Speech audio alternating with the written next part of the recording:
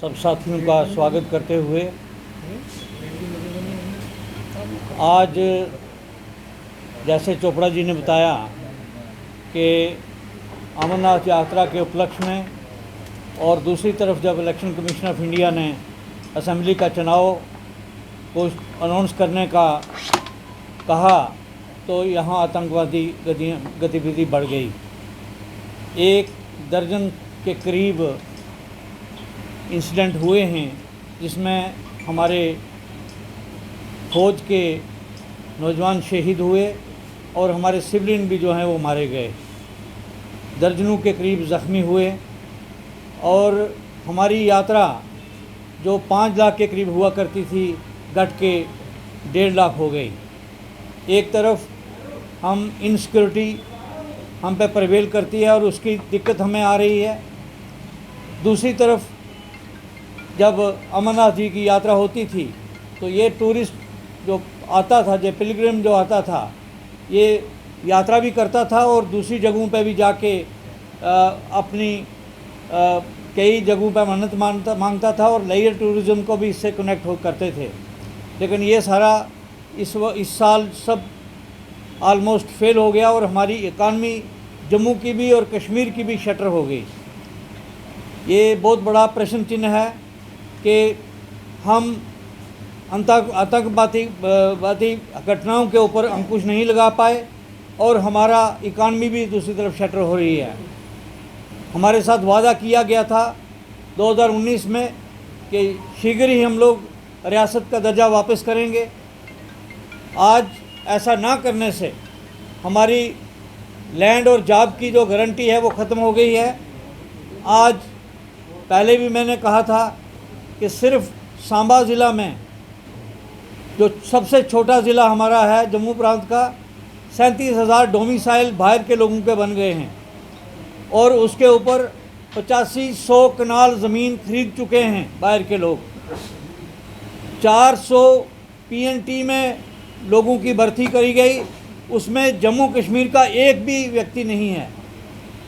तो आज जो रीसेंट अनाउंसमेंट है कि अग्निवीर में CSF और BSF में रिजर्वेशन होगी, 10% वो अग्निवीर को देंगे।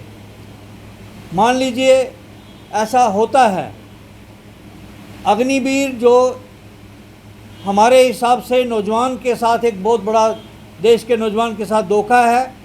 वो नौजवान जो हथेली पे जान रख के इस देश की सुरक्षा करता था, उस नौजवान को ये अपेक्षा होती थी कि मेरे परिवार, मेरे माता पिता सुरक्षित हैं, अगर मैं ना रहूँगा, मेरी शहादत भी, मैं वीरगति प्राप्त होऊंगा तो भी हमारे घर में सरकार की तरफ से पेंशन और दूसरे लाज़मात जो हैं मिलेंगे। लेकिन आज अग्निवीर का गठन करके गवर्नमेंट ऑफ इंडिया ने ये बता दिया कि वो नौजवान हिंदुस्तान का जो है उसके लिए एक अनसर्टन फ्यूचर जो है वो तय करे हैं।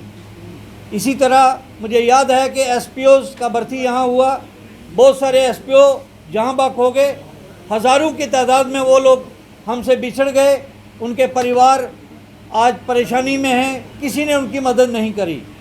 अग्निवीर का भी वही हाल करने जा रहे हैं और अगर मान लीजिए 1 लाख अग्निवीर ट्रेन होता है तो 30,000 तो नौकरी में जाएंगे और 70,000 ट्रेंड यूथ जो है 4 साल के बाद वो कहाँ जाएगा? क्या ये काउंटर प्रोडक्टिव नहीं हो सकता?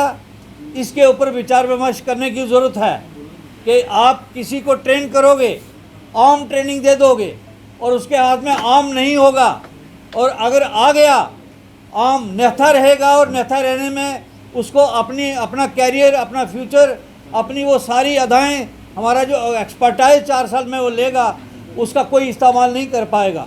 इसलिए हमारी गवर्नमेंट ऑफ इंडिया से पुरजोर अपील है कि अग्निवीर स्कीम को फौरी तौर पर वापस लिया जाए और रेगुलर आर्मी जो है उसको रखा जाए, क्योंकि हम देख रहे हैं विदेश में भी कई देशों में प्राइवेट आर्मी का गठन किया गया और मुश्किल के वक्त वो आर्मी उनके साथ नहीं रही, उन्होंने हथियार डाल दिए और कहा हम आपके साथ नहीं हैं। हम नहीं चाहते कि भारत देश जो दुनिया में सक्रिय हुआ है और आगे बढ़ने की तरफ जा रहा है। हम कहते हैं इंडिया फर्स्ट, तो इंडिया फर्स्ट तभी हो सकता है उसका आर्मी भी फर्स्ट होगा। अगर आर्मी फर्स्ट नहीं हुआ तो ये देश फर्स्ट नहीं हो सकता। इसकी सुरक्षा सबसे प्रायोरिटी देनी होगी। हमारी सुरक्षा जम्मू कश्मीर में आज नहीं है। तमाम एरियाज़ में कहीं टारगेट किलिंग, कहीं आर्मी के ऊपर किलिंग, कहीं दूसरी जगह किलिंग, इसको पूरी तरह से अंकुश लगना चाहिए। हमारी अपील है तमाम उन नेताओं को से जो पार्लियामेंट में बैठे हैं, अभी बजट सेशन आ रहा है, इसमें डट के वो बात करें और मजबूर करें सरकार को कि जम्मू कश्मीर में कोई आतंकवादी गतिविधि नहीं होगी। जम्मू जो पिछले 3 दहाइयों से मिलिटेंसी की मुसीबत झेल रहा है, माइग्रेशन की मुसीबत झेल रहा है, रूरल माइग्रेशन यहाँ हो रही है, इसके ऊपर बहुत प्रेशर बना है और ये मंदिरों का शहर है। और उल्टा दूसरी तरफ क्या किया है कि नौजवान को फ्रस्ट्रेट कर दिया है। 1.5 लाख असामियाँ अभी तक यहाँ सरकारी और पब्लिक सेक्टर की खाली हैं, वो भरी नहीं जा रही हैं। नौजवान फ्रस्ट्रेट होके किसी और तरफ जा रहा है, ड्रग्स की तरफ मुलव्वस हो रहा है और हर गली और हर कूचे में यह शराब की दुकान खोल दी है। मंदरू को, शहर को नहर, शराब की नहर और ड्रग्स की नहर बना दिया गया हुआ है। इसके ऊपर अंकुश लगना चाहिए।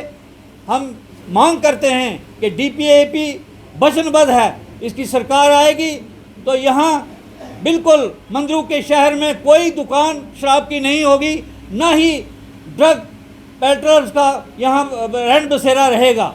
आज हम ये कहते हुए बड़े मायूस हैं कि मंदरू के शहर में, इस जम्मू प्रांत में